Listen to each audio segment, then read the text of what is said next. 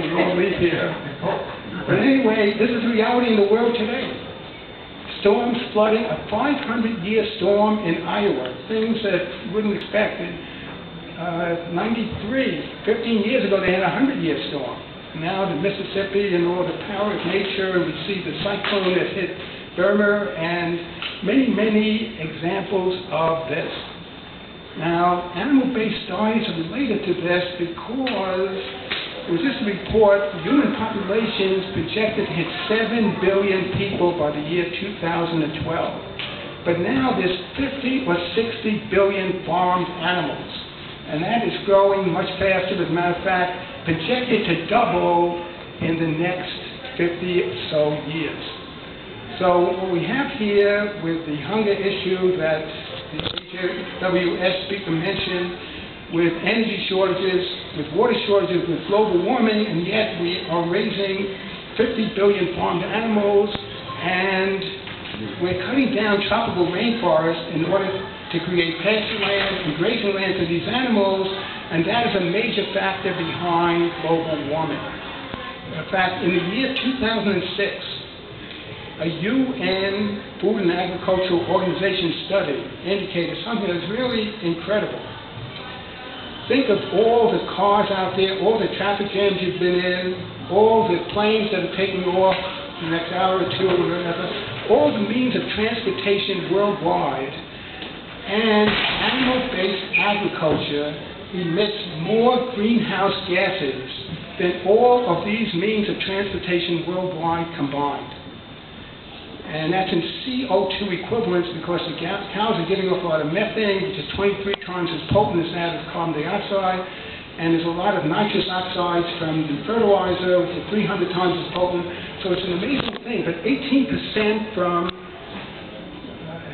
livestock, so-called agriculture, only 13.5% from all of these cars.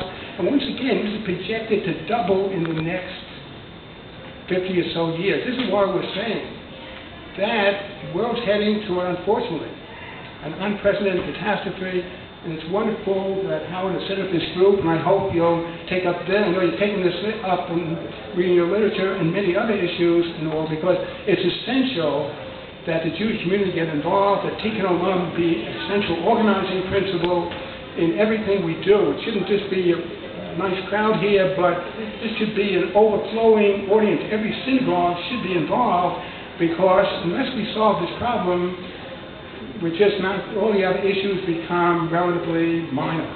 Okay, just briefly, I know we have another few minutes if you have any questions, but fourth, related to that, is that of the conservation of resources. Bal Tashchit, based on Deuteronomy, you can't destroy fruit-bearing trees at times of warfare. The sages extended that.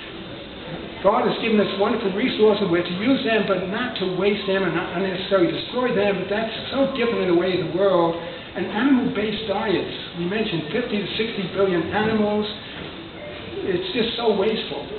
Somebody mentioned you got to help other countries. There's hunger. We all know the prices are going up of food. A tremendous drought in Australia. The price of rice is shooting up. But here's another astounding fact. 70% of the grain produced in the U.S. is fed to animals destined for slaughter. Over 40% of the grain worldwide. At a time when there's so much hunger, when prices are going up, some is going to ethanol, and that, I think, is rightly being criticized, but that is relatively small compared to the amount being fed to farmed animals who naturally can live off grass and all, but they want to fatten them up as quickly as possible. And in addition, there's many other resources. In order to grow the crops in semi-arid states like California, we're using a tremendous amount of water. It turns out you need 14 times as much water on an animal-based diet than on a plant-based diet. Most of that for irrigation. And you need a lot more land, pesticides, fertilizer. So once again, in a world where we're seeing food shortages, energy shortages, water shortages, all kinds of pollution, our waters are being polluted, global warming threatens every person on this planet. Okay, we are feeding 50 or 60 farmed animals, and this is expanding as countries like China and India becoming a little more affluent are also moving toward this diet. Instead of serving as a very positive example, we're serving as a negative example, and other countries moving in this direction. Okay, fifth is to help hungry people. These are the 5 mandates I mentioned being violated by animal-based diets and agriculture. So we mentioned already that at the time when 20 million people estimated to be dying of hunger and its effects worldwide every year, we're feeding so much grain to animals, and much of what we export is also fed to animals. We need, I think, a modern-day Joseph in the Bible, who knew 7 good years, but after that some negative things are coming. Things now are not that bad, relatively, but we ain't seen nothing yet, unfortunately. So again, it's up to Judaism, which thank God has these wonderful teachings. We don't, God forbid, have to go to other religions. It's a matter of applying our wonderful teachings. And the 6th mandate I just want to mention is to seek and pursue peace.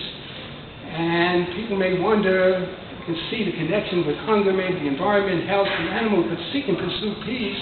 Where's the connection? Well, the Jewish sages found a valuable connection. They saw that the Hebrew words for bread, lechem, and milchamah, for war, come from the same root. And from that, our sages deduced that when there's a shortage of grain and other resources, people are more likely to go to war. And we see that Gulf War, for example, in many cases in biblical times there were battles over water or when resources are short, people are more likely to go to war. And this is why I have come up with the idea that the slogan of the vegetarian movement and the slogan of the peace movement, one and the same. To pardon terrible pun in a way, slogan of the peace movement and the vegetarian movement, one and the same. From a song by John Lennon, all we are saying is give peas a chance. So, pardon the pun.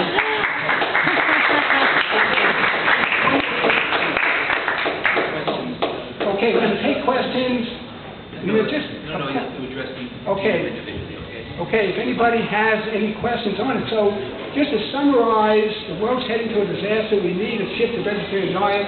It's scandalous that there's so many diseases in the Jewish community, and it's essential that our doctors, everybody, make people aware how we can avoid these diseases. And I'm arguing. And I'm a Baal Shulker, I'm not a Talmid Chacham with Shiva education, but I'm ready for a very respectful debate. Should Jews be vegetarians? We don't say they must, but we say they should take into account the Jewish values. So if anybody has any questions or comments, we'll be happy to try to address them. But at the table, though, Richard, thank you very much.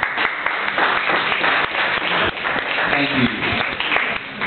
Richard Schwartz is one of those people who tells us the truth, whether we want to hear it or not.